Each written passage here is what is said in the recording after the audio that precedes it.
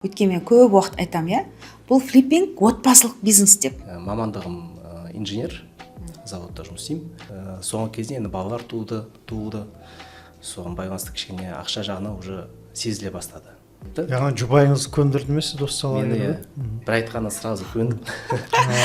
Гүлнар ханым келіп түсіріп кетесіз ба, уже үйім өтіп жатыр дейді. Мен айтам, үйің ремонт әлі біткен жоқ қой, өтті ба, өз продажа ашарын. Иә, уже алып жатыр дейді да. Міне көрдіңіздер ме, адамдар осындай нәрсені бағалайды, дұрыс па? Сатып алған адам. Қазір вообще мына дастандарын жасап жүрген үйлері қазір уже комфорт плюске көштіңіздер. Бір білем, бұл кісілер бірінші проекттен 6 миллион ба 7 миллион ба қанша таптыңыздар? 6 миллион таза пайда табады ғой. Өте жақсы.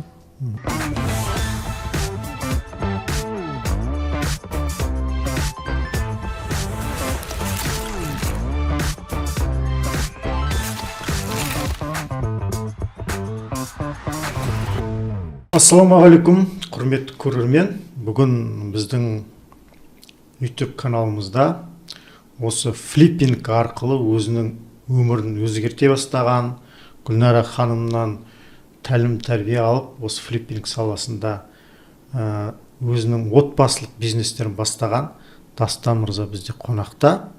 Ал енді Гүлнара ханым, өзіңіз Дастан шәкіртіңізді қысқаша қалай таныстыра кетер едіңіз? Мен енді қайырлы күн достар, барлықтарыңызды біздің YouTube каналымызда көргеніме қуаныштымын. Бүгін подкаст өте қызықты болады деймін. Өйткені мен көп уақыт айтам, бұл флиппинг отбасылық бизнес деп. Яғни күйеу мен әйелін бір-біріне жақындастыратын. Сіздер білесіздер, Қазақстан ажырасу бойынша 3-ші орында тұр әлемде.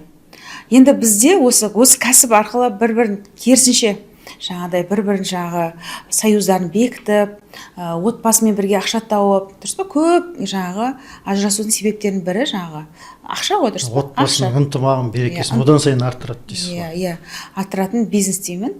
Сондықтан бүгін біз қонағымызға өзіміздің Дастан мен Салтанат шақырдық. Салтанат енді ханым бізде енді флиппер болып жүріп, босанды. Қазір кішкентайлары бар, 40-нан шыққан. Дастан мырза, қош келдіңіз. Саламатсыз, шақырғандарыңызға үлкен рахмет, Гүлнар ханым. Дастан, енді былай айтайықшы, вообще бұл қай жақтан көріп келдіңіз? Бұл флиппинг сізге қалай қызықтырды? Мені қайдан таптыңыз? Вообще курсқа келген кезде бір қандай қиыншылықтар болды? Болды ғой бәріңізде, дұрыс па? Сенбеген, да? Сіз білемін, сіздерді көп сұрақ қойдыңыздар кішкене басында келгенде. Көп осындай шынымен осылай жасайсыз ба? Шынымен осындай бола ма деген сияқты. Давай содан бастайықшы, қалай болды өзі? Жалпы не түрткі болды осыған? Мысалы, мен де қарап жүрмін, көп адамдар тіпті бұл бизнесті естімегенбіз деп айтып жатады. Мысалы, кеше Берік мырза да сөйтіп айтып жатты. Жалпы қалай келдіңіз? Несімен қызықты болды? Жалпы енді бір жылдан асып кетті флиппинг саласына келгеніміз Гүлнар ханымға. Оның алдында енді жалпы найымда жұмыс істеймін өзім. Балалар дүниеге келді. Мамандығым инженер, заводта жұмыс істеймін. Енді пока что сол кезеңде тек қана зарплатаға қарап қалдық. Ол кезде жететін. Соңғы кезде енді балалар туылды. Соған байланысты кішкене ақша жағына уже сезіле бастады, аз екен. Сөйтіп амал жолдарды іздедік, неше түрлі идеялар, қандай бизнес может бастап кетеміз ба деп, может реклама ма, может бір SMM ба деп әйелім қарап жүрді. Сөйтіп өзім енді бұрыннан архитектураға бұрында тапсырғым келген, сөйтіп тапсыра алмай қалдым. Бірақ осы флиппингқа дейін ютубта дизайн интерьерлерді қарайтын, қызық болатын. Қалай жасайтын, ремонтты қалай ұйымдастыратын, мебель бәрі, қалай стыковкасы бәрі, эстетика жағынан. Яғни бұрыннан қызығушылық бар, бұрыннан қызығушылық болатын. Сөйтіп 23-ші жылы ипотекамыз болатын квартира. Сөйтіп алып 25-те сатуға шешім қабылдадық. Сатып, сөйтіп сол ақшамен флиппинг саласына кіруге. Как раз жұбайым Гүлнар ханымды қарап жүрді инстаграмда, нетіп, осындай бар екен, сөйтіп маған айтты. яғни жұбайыңыз көндірді ме сізді осы салаға? Мені бір айтқанда сразу көндім. Қорқыныш болған жоқ па? Қалай болады? жоқ, мынандай болады да, в основном мен айтайын, иә, в основном жаңағыдай осындай ғой. Бірінші жаңағы әйел кісілер мен қарап бастайды да, сосын жаңағыдай күйеулеріне айтады. Енді күйеулер көбіне түсінбейді да, көбінесе. Сосын сүйреп алып келеді или өтірік айтады, әйтеуір жаңағыдай. Кейін қарасаң, әйелдер қалады да, күйеулер айналысып кетеді анамен қатты ше. Сондай сияқты Сондай болып кетті. Әйел тартты, осындай обучение өттік. Обучениеға барғанда да мен енді жұмыста болдым, көбінесе жұбайым барып жүрді сабағына. Иә. Сөйтіп кешкісін айтады, осындай сабақ болды, жаңағы конспектілерін көрсетіп, осындай сөйтіп үйреніп жүрдік екеулеп. Әсерлі қылып айтады ғой, мынандай кешкі шай ғой, кешкі шай. Кешке осындай екен деп. Басқа туысқандар, ата-аналарыңыз, мысалы, болмаса жолдастарыңыз, олар қалай қарады мысалы? Олар енді жаңағы скептицизммен қарады. Енді мұндай болады деп ойлаймын, любой. Өйткені олар специалист емес, ол жағында айта алмайды. Ол табыс әкеле ала ма, жоқ па. Біз енді тәуекелдеп бардық. Жаңағы обучениесін алдық, сөйтіп өкінбейміз. Әлі де үйреніп жүрміз, әлі де ақыл сұрап Гүлнар ханымға звондаймыз. Әлі де үйреніп жүрміз. Тәуекел деген жақсы сөз айттыңыз да, сонымен тәуекел ақталып жатыр ма? Иә, тәуекеліміз ақталып жатыр. Құдайға шүкір. Енді флиппинг саласы жалпы енді біреуіне өтеді, біреуіне өтпейді, жаңағыдай әрқалай адамға байланысты. Оған да шыдамдық керек, тәуекел керек. Иә. Кез келген дүниеде адам өзіне байланысты болады ғой. Адам тастап кетсе, ондай жұмысты, жаңағы кәсіпті атқармай тастап кететін болса, әрине жүзеге аспай қалады. Ал енді беріліп істейтін болса, біліммен, иә, білім қызығушылық болып тұр ғой бұл кісілерде. Қараңызшы, бұрын өзі жаңағыдай мебельге, неге.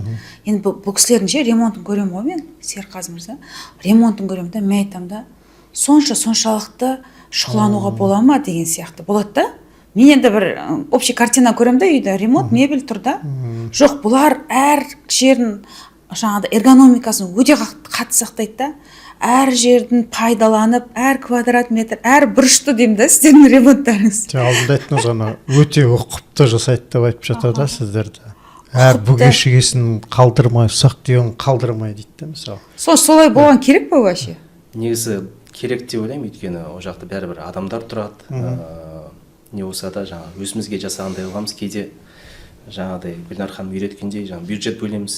Осындай бюджет бар бізде. И көп жағдайда бізде бюджетімізден асып кетіп отырады. Не үшін? Өйткені не болса да дұрыс болсын деп, жақсы болсын деп кішкене асыр жүреміз. Өзімізге минус болса да ақша жағынан, бірақ адамдарға плюс болсын деп. Дұрыс болсын, сапалы болсын, клиенттің көңілінен әбден шығатын болу керек қой. Өте дұрыс.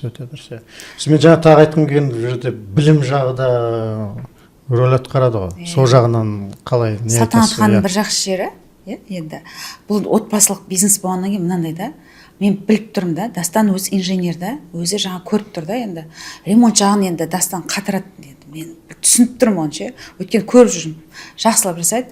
Бірақ енді мына хомстейдж деген нәрсе бар ғой.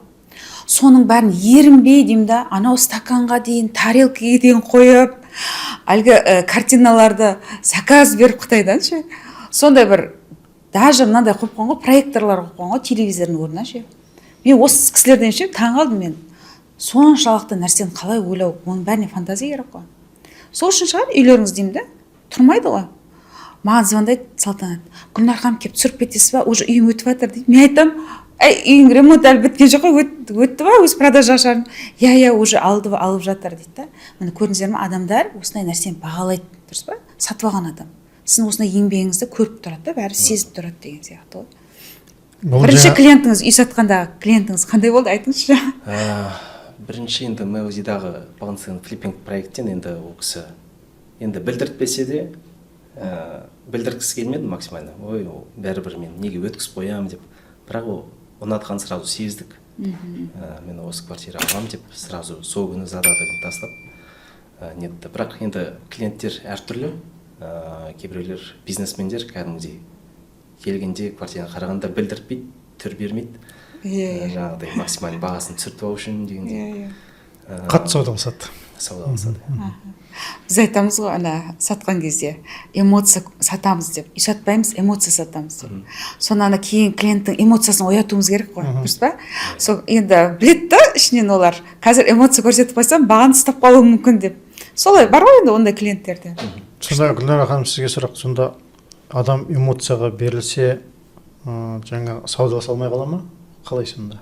Сіз эмоцияда жатсыз. Жоқ, енді мысалға Сіздің дегеніңіз бұл кете ме деген ғой? кез келген көйлек деймін да, жарайды ақшасы қымбат болып тұрса да, мен жақсы көйлекті алғым келеді да, ешкімде жоқ көйлекті. Қалап тұрмын. Қалап тұр, менің қалауым болып тұр да. Мен ақшам жетпейді ғой деп арзан көйлек алғым келмейді да. Жарайды енді, мен алған соң жақсысын алайыншы деп. Осындай да халықта да. Бұрын біздің ремонтымыз мынандай болатын. Қараймын, қанша үйлерді қараймын, мына ең арзан обой жабыстырып кетеді, ең арзан сантехника, дұрыс па? Ең жаңағы ұстасаң түсіп қалатын заттар. Бар ма бар? Бар ма бар, я. Кухня жоқ, кухняның мынадай орын жасап кетеді. Осындай үйлер. Даже потолокта люстра қоймайды ғой, былай шнур созылып тұратын. Сондай үйлерді алды ғой, дұрыс па, Дастан? Қазір халықтың уже ойы өзгерді. Халық сол кезде біз андай әдемі үй шығарған кезде жұрттар вау деді да. Содан біз саттық, основном біздің үйлеріміз содан. Қазір біздің деңгейіміз одан да артып кетті қазір. Қазір вообще мына Дастандардың жасап жүрген үйлері қазір уже комфорт плюске көштіңіздер. Дұрыс па? Вообще басқаша, сапасы да басқа, дизайны да басқа, енді сол жағынан отбасылық жақсы да. Неге? Өйткені әйел адам мен күйеуі екеуі бірігіп жасап отырса. Мен көп көремін да, жігіттер жалғыз ой жасайды да, Дастан. Жалғыз ой жасайды, ремонт қатыр жасап қояды да. Мен айтамын, мына жерде жетіспей тұр. Әйелдің қолы жетіспей деп тұр. Мұнда сіздер бір үйлесім тауып тұрсыздар да, екеуіңізде. Негізі күшті үйлесім тауып тұрмыз. Сонда әбден отбасылық бизнес деп айтуға әбден келеді. Негізі бүкіл жаңағы үйдегі фишка бар, жаңағы идея бар. Идеясы әйелімдікі, мен жаңағы соны технически ұйымдастыру мәселесі менде. Бір-бірлеріңіз керемет толықтырып тұрсыздар ғой сондай. Енді Дастан, мынаны қараңыз, бастадыңыздар, Гүлнар ханымнан білім алдыңыздар, әйеліңіз керемет түрткі болған екен, өзіңіз бұрыннан қызығушылық танып жатсыз, енді саттыңыздар, пайда тауып жатсыздар. Қалай екен енді? Осылай ақша табудың жолы қалай екен? Ұнап жатыр ма? Сіздер соған кірдіңіздер ғой, сонда әсер қандай? Енді әсері жақсы, енді флиппингта енді стабильный емес бір жағынан. Бірақ енді потокқа кірсе, кейін уже оборотқа көшсе, жақсы бір пайданың көзі. Әр проект әр түрлі. Кейбіреулері кішкене аздау прибыль көрсетсе, кейбіреулері көбірек көрсетуі мүмкін. Жалпы енді айналысса, жақсы флиппинг, жақсы табыс көзі болады. Өте жақсы.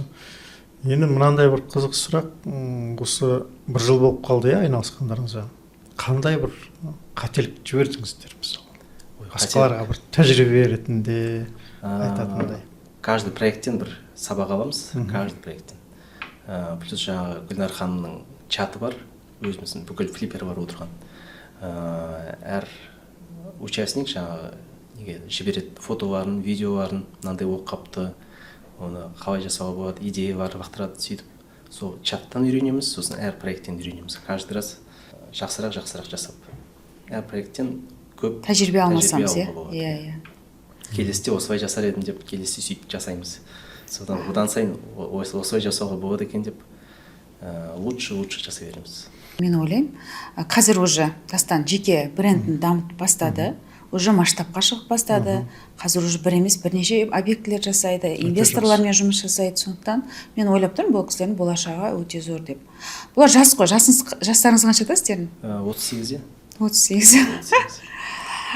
Жалпы сіздер жас отбасы екенсіздер, үйленген кезде баспаналарыңыз болды ма? Осы жағы осы жағынан мәселе болды ма? Баспанамыз болды, ата-анамызға рахмет. Мұнда бір жаңа бірге тұрдық, сосын үйімізді қалдырды. Баспана жағынан қиындық болған жоқ. Сонда әке-шеңіз сізге үй берді ма? Әке-шешеміз үйіміз. Нұрлы даладағы ең бірінші үйде? Жоқ, оған дейінгі тағы бір үй болды. Сол үйде тұрып жүрміз өзіміз.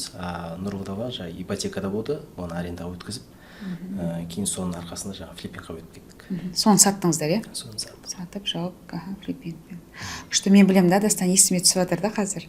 Ең бірінші сіздер үй алып жасадыңыздар ғой, ЖК Мелоди дейді. сонда кәдімгі проектісін жасап қойғансыздар да, жасаттыңыздар ма? Жасатып қойғансыздар.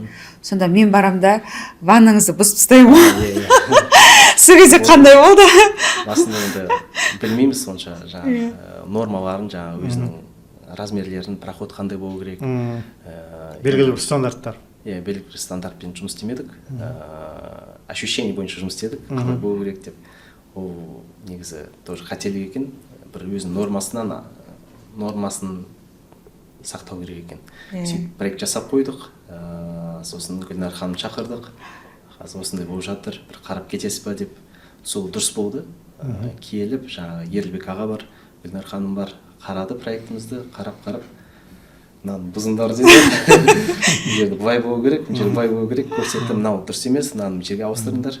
Сол Гүлнар ханым қалай айтты, солай жасадық. Еще қайта жұмысшылар ақша төледіңіздер. Олар ренжіді, переделка деп, уақытыңыз кетеді деп. Соған да қарамастан жаңағы бұздырдық. Иә, бұздырдық. Содан кейін уже келесі проекттерде оның бәрін учитывать ететін. Одан кейін бұздырту болған жоқ қой. Бұздырту болған жоқ, иә, уже үйрендік. Жаңа мен сұрап отырмын, сондай қателіктер ғой, соны сұрап жатқанда дей. Бір жағынан мына біздің көрермендер, Филиппинге келейін деп жүрген адамдар, мысалы осыны білсе екен, көрсе екен, және білімнің не үшін маңызды екен, түйсінсе екен деп айтып отырмын да Гүлнар ханым. Енді Гүлнар ханым, сіз айтыңызшы, осы Дастан мырза сияқты студенттер несімен ерекшеленеді? Не айта аласыз сарапшы ретінде? Иә, мен осы Дастан мен Салтанатты өзім ерекше құрметтеймін, иә. Екеуі де мысалы қандай әдемі отбасы, 3 баланы, мысалы үшіншісі қазір мен айтамын да, флиппер деп ат қоясың ба деп күліп жатырмын ғой, өйткені сол Салтанат осындай ішімен жүріп үйдің ремонттарын жасады ғой, бар, дұрыс па? Бала шағасын ертіп кеп жүрді объектілерге. Енді Дастан көбіне жұмыста ғой. Бұл жаңа кішкене кешке қарай келеді да, технический жағын қарайды. Ал жаңа сол үйді жағы, в общем, тазалауына дейін мысалы кім жүрді ғой, Салтанаттың өзі. Содан жаңағы жас отбасы екеуі де қандай керемет деймін да.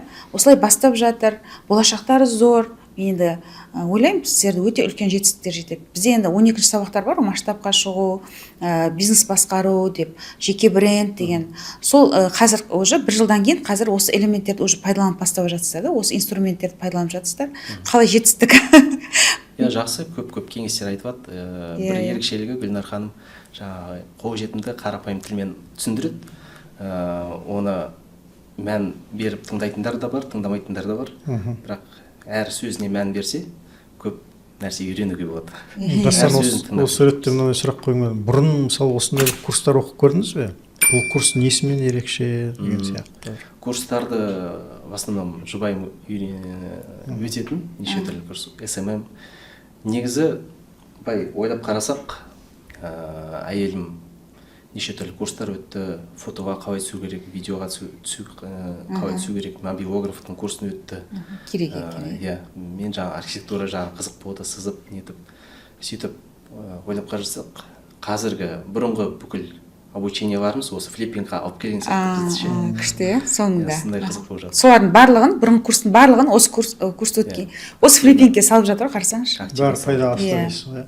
Бірақ негізгі сіздердің ұстап қалған жаңа бағыттары осы флиппинг болып отыр ғой. Негізі флиппинг деп отырмыз. Өзімізге ұнайды. Өзіміз жаңағы ләззат аламыз, жаңағы эстетикасын бәрін шығарған соң, проектіміз біткен соң, елдерге көрсетіп сатқан соң, ол елдерге ұнаса, одан сайын жаңа әсер алып, дегенде одан сайын қатты жұмыс істемеміз келіп кетеді. Бір жағынан ақша тапқан соң.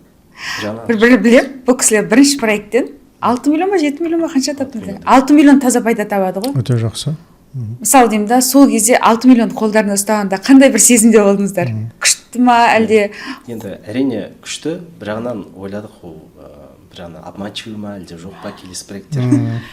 Қорқыныш болды, бәрі. Қалай болады? Осындай шығып тұрса, каждый проекттен күшті деп армандап кетіп. Бірде болады, бірде болмай қалады деген сияқты бір не ой болды ғой. Бірақ одан кейінгі жобаларыңыз одан жүзеге асқаннан кейін сенім пайда болды, иә? Сенім болады.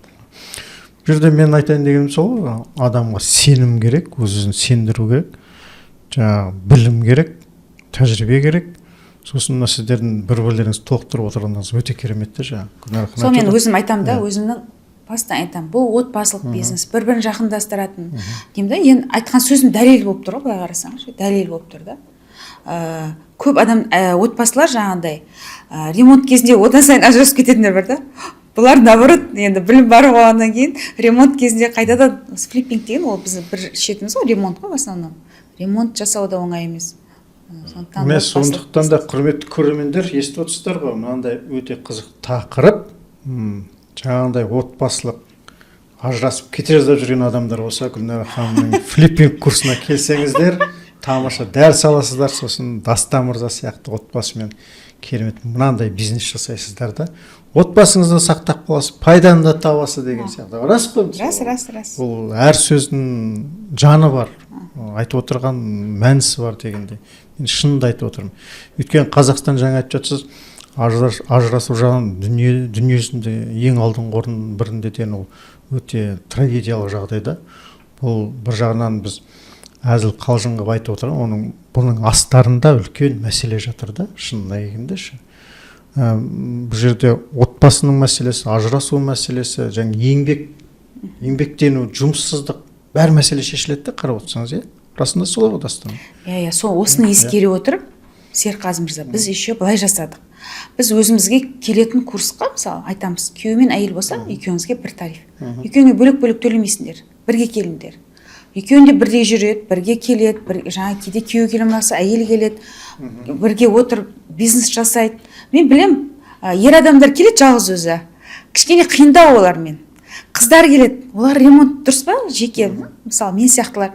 Оларда да қиындау болады да. Ал мына отбасымен келген адамдар, олардың бизнес жақсы жүріп келе жатыр. Мен өзім есебіме қарасам, кім отбасылық бизнес қылып алды, кім күйеу мен әйел бірге келіп осы кәсіпті жасап жүр отбасымен.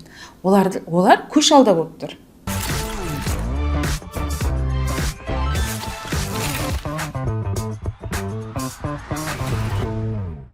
Енді қараңыздар, екеуіңізге де сұрақ. Қазір мен соңғы кезде көп мынадай трендтер болып жатыр да, көп қоғам осылай айтып жатыр. Үйлену тойын жасамай-ақ, сол 3-4 сағаттық тойға кететін ақшаға, одан да первоначалка құйып жастарға үй алып берейік дейді. Дастан, саған повезло да, дұрыс па? Сіздер әке-шешелеріңіз алып беріпті үйді. Көп отбасы бар ғой, үй аламай жүрген. Енді қарыздан той жасап, қазір солай жасайды да. Көбінесе мен ойлаймын, той жасауына да әке-шешесі ықпал ететін сияқты. Жастар өздері жасағысы келмейді тойды. Олар айтады, біз үй алғанымыз жақсы деп. Бірақ айтады, біз ананың тойына барғанбыз, мынаның тойына ұят болады той жасамасақ дейді. Ойларыңыз қандай соған? Мысалы, Дастан сен жассың ғой. Наоборот, Серғазы мырза, сіздің ойыңыз бен сіздің ойыңызды көрейікші, салсақ. Не дейсіздер? Бұл жерде жастардың көп айтады, бұнда керек жоқ шын мәнінде. Негізімен олар қосылам. Өйткені бір сәттік, бір кештік қана ішіп жеммен кетіп қалады. Сосын екі жастың мойнын артып қояды. Одан несиесін төлеу керек, соның кесірінен ажырасу болады, түсінбеушілік болады. Арада бала қалатынбыз тіпті қиын мәселе болады да, мысалы. Мен оған қосылам. Одан басқа қалың мал, кит береді, бір-бірінің арасында бір-бірінен екі жақ үшін бір-бірінен қалыспай жасайды ғой, кит береді, алтын деш. Соның бәрі үлкен шығын болады негізіне келгенде. Мысалы, сіз балаларыңызға той жасамасаңыз ертең, сіздің туысқандарыңыз ренжімей ма? Сол бірақ деген екінші жағы бар да. Көрдіңіз бе? Бірақ болғанда ертең қазақ деген енді жан-жағын бар, туысқан, нағашысы бар, өзінің жұрты бар деген, қайын жұрты бар, басқасы бар, дос-жараны бар деген сияқты. Бәрібір адам той жасауға ұмтылып тұрады. Мен неге шақырмасқа, ана жол аналар той жасады ғой, мен де сөйтіп шырқап жасасам, балаларын төрге отырғызып қойсам, өзім сол жерде жүрсем, туысқандарым көрсем деп. Сондай қарама-қайшылық қатты да негізінде. Жасамау керек деп айта салу оңай. Бірақ екінші жағынан келген кезде адамдар бәрі соған барып қойып жатады, бәрі жасап қойып жатады. Бұл да бір анандай азарттың бір түрі ме екен, әлде басқаша бір... Енді қоғам сондай ғой, дұрыс па? Бәрі жасап жатқанда жасамай қалай отырасың дейсің. Сондықтан бұл мәселеде қиын. Мен оны жастар қосылғанмен де дәл сондай істемей қоя алмаймын деп айта алмаймын да, мысалы шынын айтқанда, шынын айтқан кезде. Бірақ кейінгі бізден кейін ұрпақтар бұдан бұндай жасамайтын шығар деп ойлаймын мен өзім ойым. Дастан, қалай ойың сен? Жалпы ағамен келісемін. бұл жақта енді балансыз ұстау керек шығар шынымен де. Бұрында қанымызға сіңіп қалған, той жасау керек, жаңағы ұят болады деп енді ата ананың арманы шығар бір жағынан баламды өсіріп өйстіп тойын жасатып алсам дегендей. Сол арманын ұстап тұрады бір жағынан, екінші жағынан жастарға енді болашағын ойлау керек, үй ойлау керек, жаңағы обеспечить ету керек дегендей.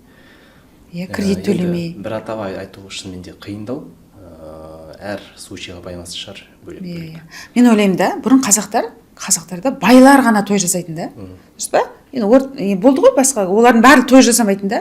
Қазір жағдайыңа қарамасаң да, кредит алсаң да той жасайтын сондай болып кетті да. Ладно, жарасады, мысалы, ақшасы бар адам той жасағанға не жетсін да, шашылып бәрін жасаған. Бұрын енді олай болған жоқ қой, дұрыс па?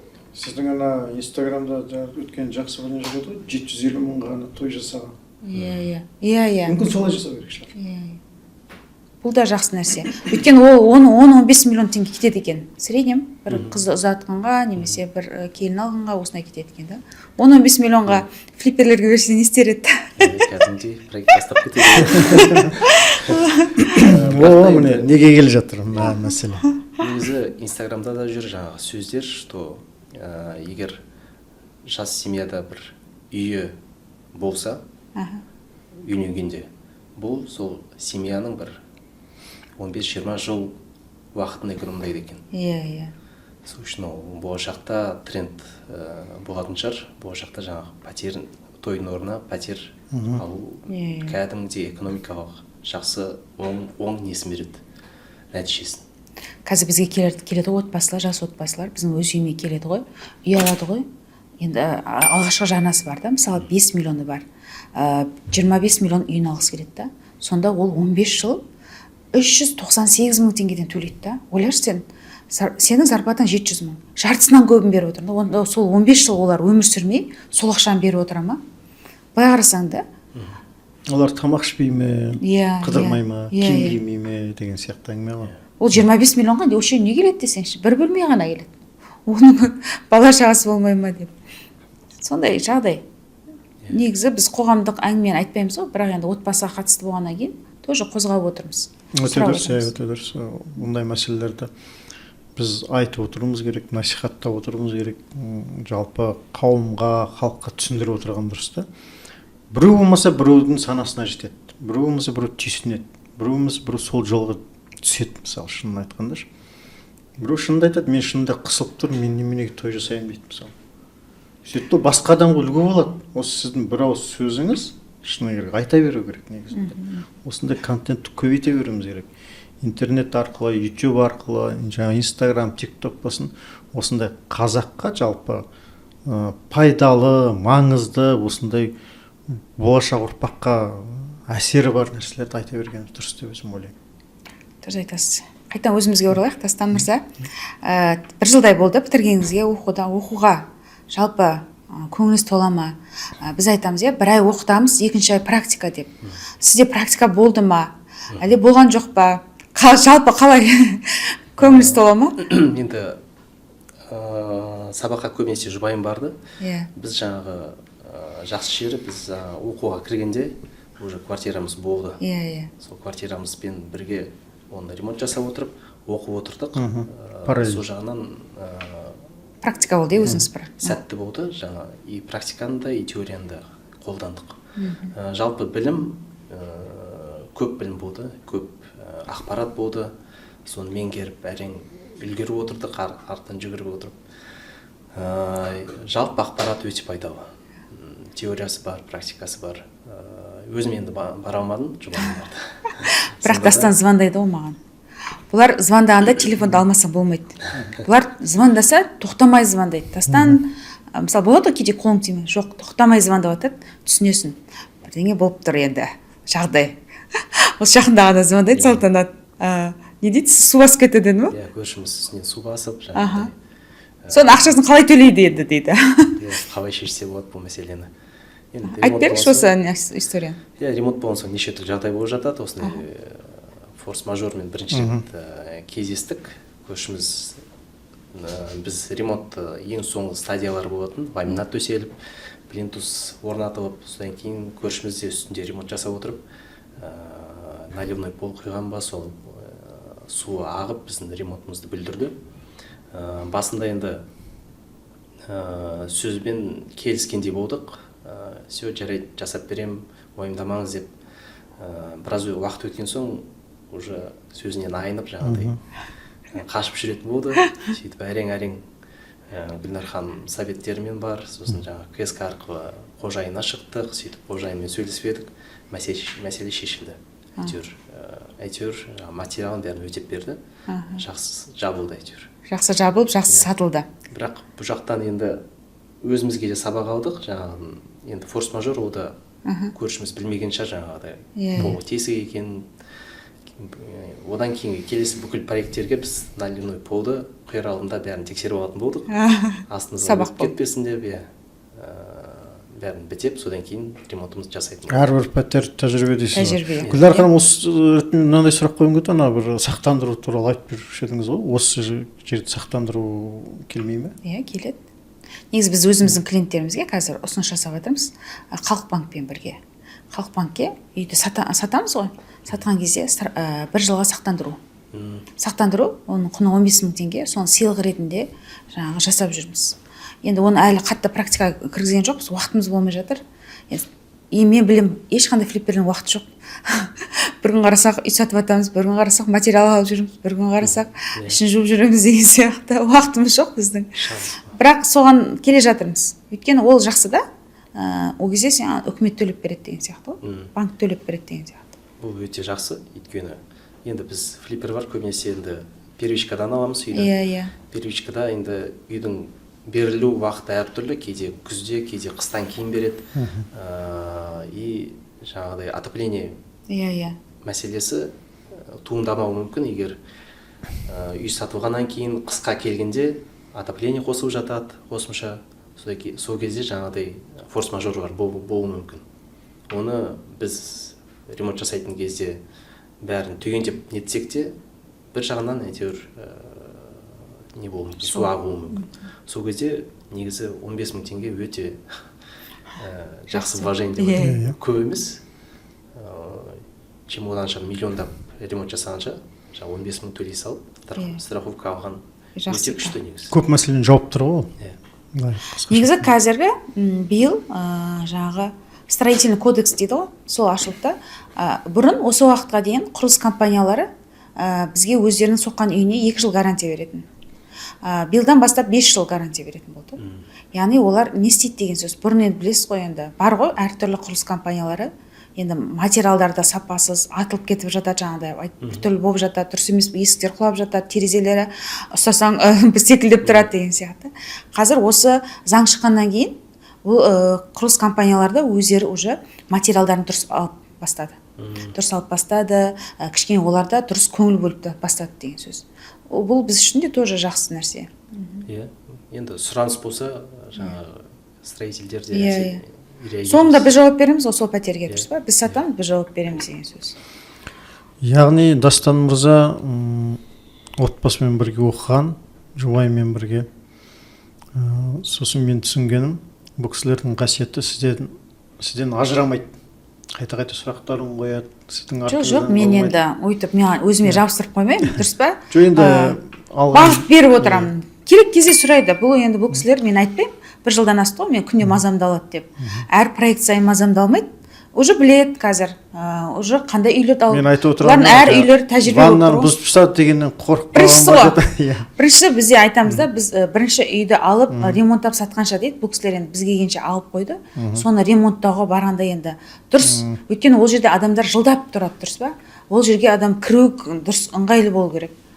Сол кезде енді кішкене бұзғысы келмей, қарсыласып, расход, уақыт деп жұмысшылар солай жасады. Бірақ біз өз сөзімізде тұрдық. Керісінше сол үй тез сатылып кетті, иә? Жақсы проект. Біз барып суретке түсіріп те үлгермедік, айтып та үлгермедік, сатылды, жақсы пайда болды. Осы флиппинг қайтадан бастау керек болса, неден бастар едіңіз мысалы? Партнерларымыз бар, инвесторларымыз бар, дұрыс инвестор тауып. Тіл табысып, бірге бастаған дұрыс. Басқа да флипперлармен кейде бірге жұмыс істейміз, бір проект алып. орта, иә? бар, иә. Орта тауып жатырмыз, иә, дұрыс па? Орта сосын сіздер кішкене не едіңіздер ғой, басында видеоға түспей, солай, иә? Қазір сол кезде біз айттық, жеке брендті дамытуымыз керек деп. Біртіндеп уже ұялмай, қазір уже камера ашып сөйлейді, қазір уже жеке бренд, Инстаграм, ТикТокта жүреді бұл кісілер. Иә, енді адамдар сенетін болды, звондайды, сұрайды, көмектесеміз, кейде просто ақыл звондап, ақыл сұрап, сообщение жазып отырады, звондап отырады. Оған әр уақытта дайынбыз, айтып отырамыз, мен бай жасаңыздар, сол кезде дұрыс болады деп. Бізде өзімізше бір маман болып отырмыз. Дұрыс қой, енді тәжірибе бар. Айтып отырамыз. Жалпы білім алудың маңызы қаншалықты? Білім енді адам енді өмір бойы үйренеді. Өмір бойы сабақ алады, сол үшін білім алу нормальный процесс деп ойлаймын. Всегда әр нәрседен үйреніп отырады адам. Әсіресе флиппинг саласында. Әсіресе флиппинг саласында. Трендтер бар. Өзіңіздің көзіңіз жетті ғой, осы білім арқылы жылдамдатып істеу, тез үйрену. Әлде көп үйренетін нәрсеміз бар.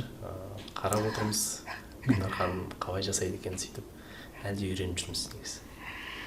Сонымен қорытындыласақ, Гүлнар ханым, қандай қорытынды айтасыз өзіңіздің шәкіртіңізге қарап?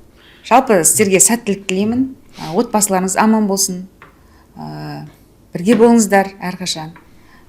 Осылай осы флиппинг саласын дамыта беріңіздер. Мен сіздерді биіктерден көргім келеді. Бәрібір жас қой, бұл кісілер жас, сіздерде мүмкіндік өте көп. Сондықтан сәттілік бәрімізге. Аман болыңыздар.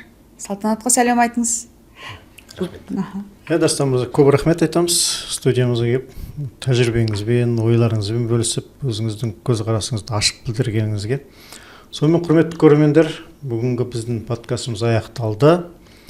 Дастан мырза сияқты Гүлнар ханымнан білім алып флиппинг саласына келеміз десеңіздер, Гүлнар ханым әрқашан сіздерге көмек беруге дайын, білім беруге дайын. Сол үшін де біздің бүгінгі подкастымызға пікірлеріңізді жазып, ойларыңызды айтып, лайктарыңызды басып отырыңыздар. Келесі кездескенше, қош сау болыңыздар. Сау болыңыздар. Рахмет.